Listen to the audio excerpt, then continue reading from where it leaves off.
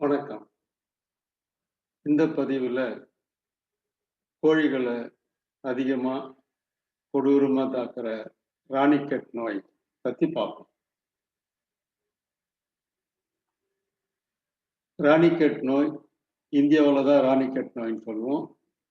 பிற நாடுகள்ல நியூ கேசில் டிசீஸ் NCD அப்படின்னு சொல்லுவாங்க.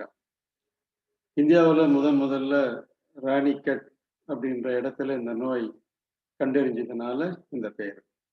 இது ஒரு நச்சுயிரி, வைரஸ் நோய். பாதிச்சா சிகிச்சை கிடையாது. பாதிப்பு வராம கோழிகள பாதுகாப்பா தடுப்பூசி போட்டு பாதுகாப்பா வளர்க்கலாம். இந்த நோய் கிருமி எல்லா வயது கோழியும் பாதிக்கும். தடுப்பூசி தராத பட்சத்துல இந்த நோய் கிருமி தாக்கம் இருந்ததுன்னா, எவ்வளோ கோழி இருந்தாலும் எல்லா கோழியும் இறந்துடும். 1 வாரம் 10 நாள்ல. கிராமங்கள்ல வளர்க்கப்படுற நாட்டுக் கோழிகள்ல இறப்புக்கு பிரதான காரணம் இந்த ராணிக்கெட் நோய் தான் அப்படின்றது எங்களுடைய அப்சர்வேஷன். இதுக்கு கிராம பகுதியில கொக்கு நோய் அப்படின்னு சொல்லுவாங்க. கொள்ளை நோய், வெள்ளை கழிச்சல் நோய் அப்படின்னு சொல்லுவாங்க. குறைஞ்ச எண்ணிக்கையில நாட்டுக் கோழிகள கிராம மகளிர் கிராமப்புறத்துல வளர்க்கறதுனால, திறத்தை எடுத்துக்கிட்டு அருகில் இருக்கிற அரசு கால்நடை ஆஸ்பத்திரிக்கு போய் தடுப்பூசி போட்டுக்கிறதுல சுணக்கம். தடுப்பூசி போட்டா நோய் வராது. போடலைன்னா கிருமி தாக்குச்சுன்னா கோழிகள் இறந்துடும். ராணிக்கெட் நோய் கோழிகள்ல வந்தா என்னென்ன மாதிரி அறிகுறிகள் தென்படும்? பலவாறு எல்லாருக்கும் தெரிஞ்சதுதான். முதல்ல தனியா ஒதுங்கிக்கும். உற்சாகமா இருக்காது.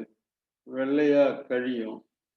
நரம்பு மண்டலத்தை பாதிக்கிறதுனால கால் வாதம் வரும். ஒரு கால் தூக்கிக்கும். இதே வாதத்தினால ஒரு சிறகு செயலிழந்து தொங்கும். இதே வாதத்தினால கழுத்து முறுக்கிக்கும். தீவனம், தண்ணீர் சாப்பிடுறது குறையும். பாதிப்பு அதிகமாக கோழிகள்ல இறப்பு இருக்கும். இது ஒரு தொற்று நோய். வெகு சீக்கிரமா பாதிச்ச கோழிகள்ல இருந்து ஆரோக்கியமான கோழிகளுக்கு பரவும். இப்படித்தான் இருக்கும். வெள்ளை கழிச்சல், தலைய மேல தூக்கிறது, திருப்பிக்கிறது.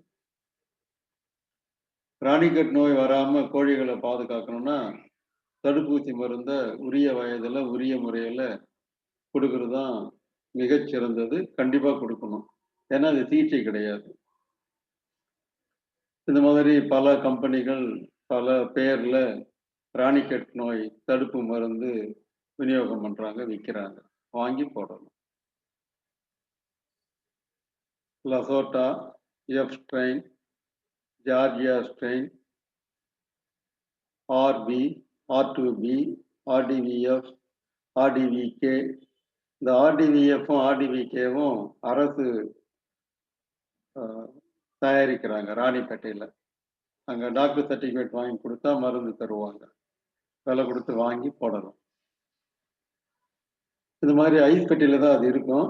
அத எடுத்து தடுப்பூசி ரெடி பண்றாங்க. அது கூட கலக்கிறதுக்கு டைல்யூவன்ட்ன்னு ஒண்ணு தருவாங்க. பஃபர் அல்லது நார்மல் சலைன் கம்பெனிக்கு ஏத்த மாதிரி வெவ்வேறு வண்ணங்கள்ல இருக்கும். அத கொஞ்சம் எடுத்து இந்த ஃப்ரீஸ் ட்ரைடு ஆம்பியூல் அந்த தடுப்பூசி பாட்டில் இருக்கும். அதுல கொஞ்சம் கலந்து நல்லா கலக்கி பாட்டில்ல விட்டு எடுத்துட்டா ரைட். கண்ணுல போடுறாங்க பாருங்க மேல ஒரு சொட்டு. கீழ நாசி துவாரத்துல ஒரு சொட்டு. 7வது நாள் லசோட்டா அல்லது எஃப்.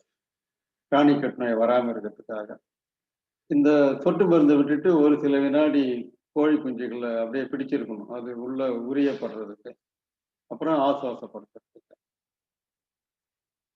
பொதுவா ராணிக்கெட் நோய் வராம இருக்கிறதுக்கு கோழிகளுக்கு 7ஆம் நாள் வயதுல, அப்புறம் 28ஆம் நாள் வயதுல ஒவ்வொன்னா புடிச்சும் போடலாம். நெறைய கோழிகள் இருந்தா தண்ணீல குடுக்கலாம் முறையா. அப்புறம் 8 வார வயது முடிவுல ஆர்டிவிகே அல்லது ஆர்2பி அல்லது ஆர்பி. அதன் பிறகும் முட்டை கோழிகள், இந்த நாட்டுக் கோழிகள்ல பல மாதம், பல வருடங்கள் வளர்க்கிற பட்சத்துல டாக்டரோட கலந்து ஆலோசிச்சு அல்லது எந்த கம்பெனி கோழி குஞ்சு முட்டையிடுற கோழி வளர்க்குறீங்களோ அந்த கம்பெனி பரிந்துரைப்படி வளர்க்குறவங்க தருவாங்க. இதோட இந்த ராணிக்கெட் நோய் பற்றிய பதிவு நிறைவு பெறுகிறது. இந்த பதிவை நிறைவு செய்வதற்கு முன் படித்ததில் பிடித்ததை பகிர்வதில் மகிழ்ச்சி.